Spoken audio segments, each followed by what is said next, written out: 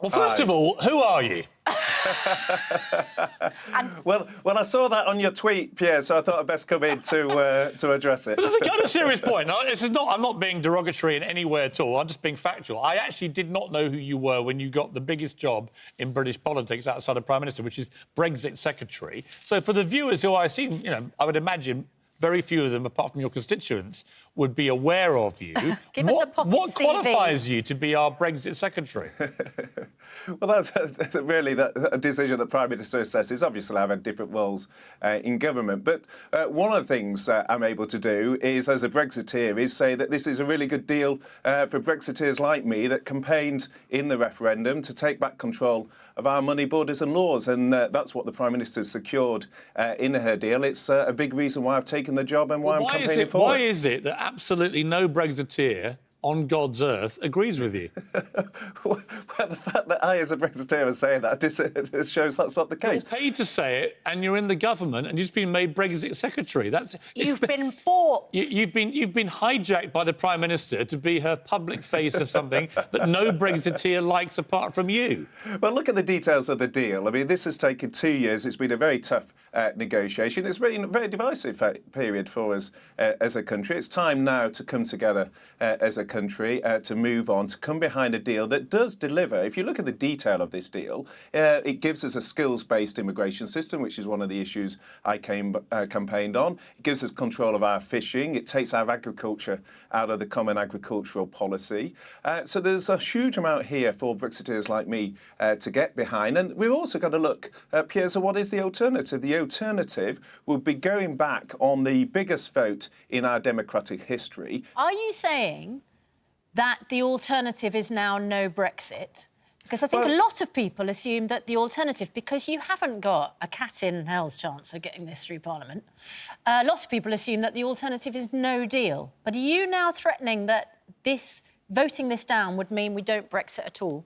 Well, people are always saying that politicians need to be honest. The honest answer is no one can be sure. We're going to move into uncertain territory. It could be no deal. It could be no Brexit. But either way, it's not what Brexiteers like me campaigned for. Are we, the British people, and is the country, Britain, going to be better off thanks to Theresa May's Brexit plan? Yes or no? Yes, and I can tell you why, for two reasons. Firstly, economically, the Prime Minister was told that it was a binary choice between what people call the Canada option or the Norway option. And actually what she's negotiated is a bespoke relationship that reflects the close links after 40 years of integration within the EU, that reflects that close link economically. But the other reason, let me tell you why we're better off, Piers, is because democratically it enables us to respect the biggest vote in our history. And I think there'd be huge damage democratically for us as a country if we went back on the referendum result. So we've got to recognise that the country was split.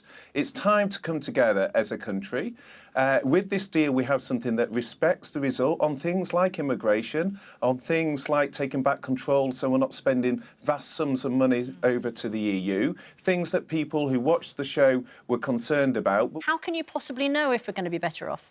No, it's a package. The withdrawal agreement and the political declaration are a package. It's a bit like, if there's a marital breakdown, the divorce and the future arrangements with the kids. And this is a package. It's got to be viewed as a package. The political declaration is just a matter of pages and isn't legally binding. So are we having a Norway deal? Are we having a Canada deal? Are we going to stay part of the single market? How do you know whether the backstop is going to be triggered and we're going to stay part of the customs union? I have no idea how you could possibly know we're going to be better off when there are so many unknowns. Well, firstly, there's commitments in the withdrawal agreement in terms of the requirements on the European Union in the political declaration, but also there's a contradiction. When people are saying that the political declaration isn't binding, they're usually the same people last December that were complaining about the Prime Minister signing up to the backstop because that was binding. The fact is that the European Union have made commitments in the political declaration. There are legal requirements in the withdrawal agreement that link into that. And what we've got now is a framework from which we can have the negotiations. And you're absolutely right, Susanna, what we really need to be focusing on is our future relationship. That's what's right for jobs. It's also right for having good security links with Europe to keep our streets safe. We want to protect jobs. We want to have good security links, but we also need to respect the referendum result. And as a Brexiteer, I just think it's hugely damaging democratically if we were to turn around and risk the uncertainty of no deal or no Brexit. You're not really a Brexiteer, are you? The truth is, and I say this with great respect, but you're Theresa May's public stooge now as the kind of honorary Brexiteer she's sending out to pretend this is Brexit. No other Brexiteer that I have spoken to believes this in any way reflects Brexit or in any way reflects the democratic will of the people who voted for Brexit. And for you to keep repeating, I'm a Brexiteer, but I fully support a plan which is not Brexit, is, if you don't mind me saying, very disingenuous of you. Out of 17 government whips who have a specific role, I was the only one out of the 17 to back Brexit. The Telegraph just a couple of months ago was actually attacking me because I'm a true Brexit believer. That was their phrase, not mine.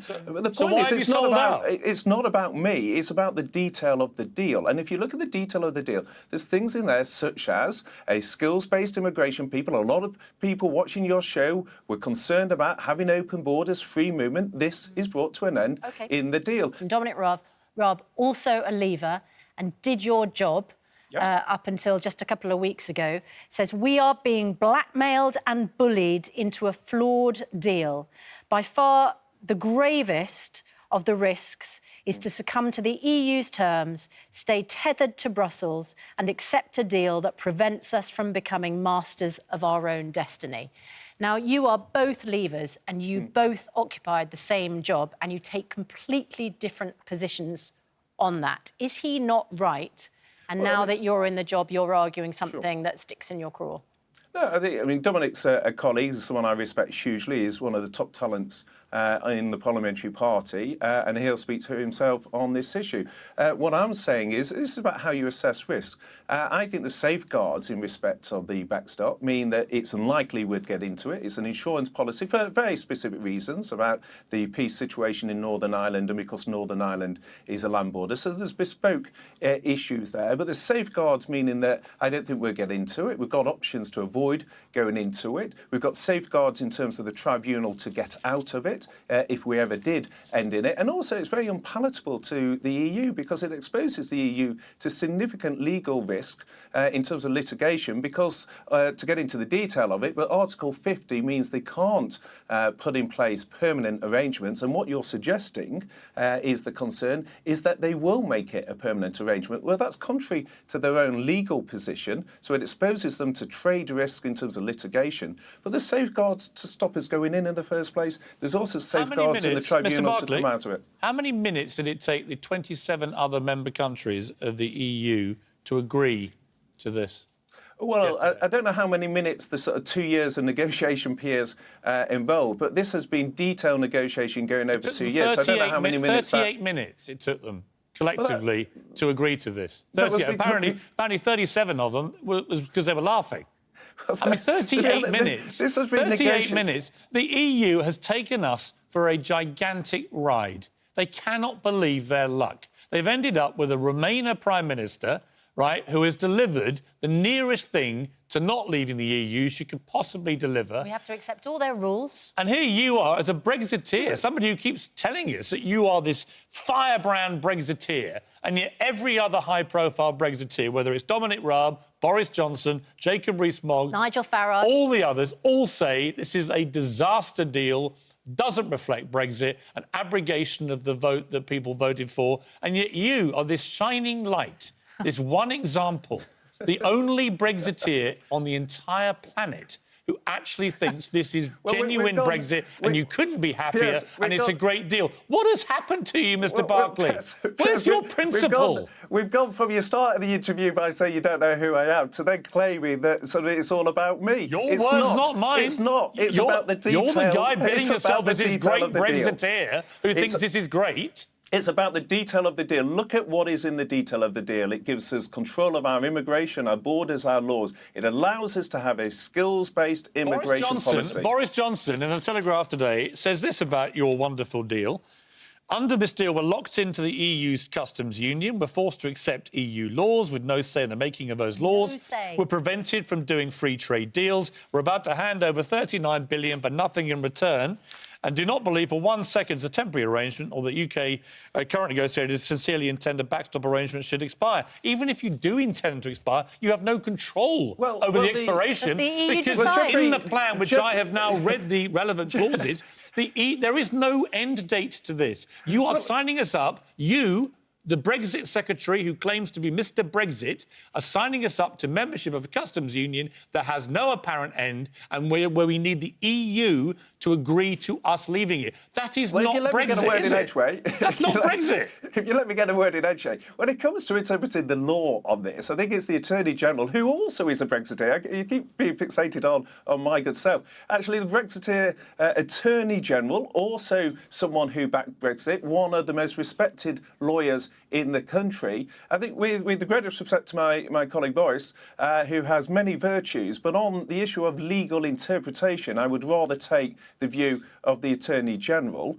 and he takes a very different view to Boris. So again, it's not the case that Brexiteers are not backing this deal. Brexiteers are, and the reason the Attorney General is backing this, the reason I am backing it, is because it's not about the personalities, it's about the detail of the text, and it's about respecting the result, but doing so in a way that also protects jobs and protects our trading links. 5 Brexiteers in the government who have not currently come out publicly supporting this. Have you had a word with them to explain the error of their thinking? Is there any reason why they've all taken the Trappist monk vow, that they feel incapable of saying this is a good plan? Well, as I've been seeing them in Cabinet shortly. We've got a Cabinet meeting this morning. I'm pretty certain they'll be speaking there. And we had a meeting last week at Cabinet where there was a clear view that this is the best deal for the country. It respects the result and it avoids the uncertainty. And, I mean, ultimately, we can have a good discussion here, but what this is really about is the jobs of your viewers. The security of your viewers, having a relationship with Europe that protects that. Well, let's talk about job security, because the last 2 Brexit secretaries left their jobs, right, because they found Mrs May's plans unpalatable. At what stage are you going to suddenly see the light? I mean, how many more concessions will she need to give when she loses the vote in Parliament before you too, Stephen Barclay, remember you're a Brexiteer and fall on your sword too? Well, we've got a deal. I mean, it's taken 2 years. It's no mean feat for the Prime Minister to secure a deal with 27 different member states. That's been a complex for this deal. Negotiation. It's not an achievement that the people they took 38 minutes to agree to it. They were literally doing a conga around Belgium. It's not 38 minutes. This has taken 2 years in the making. You can't simply say that. You even believe any of this, do you? Even you can't say, Piers, that this is about the final day. This is 2 years of detailed negotiation. I think you're going to find what happens is that in December, this will go to Parliament, it'll get voted down. Theresa May will try and get further concessions. If she does get them, you're probably going to resign, right? Because every Brexit secretary resigns. We're plunged into chaos, and then where are we? But anyway, look, I tell you what, come back on in 3 weeks. Come back on in 3 weeks when she's got more, when she's given away more concessions, and continue to pretend to me that you think this is Brexit.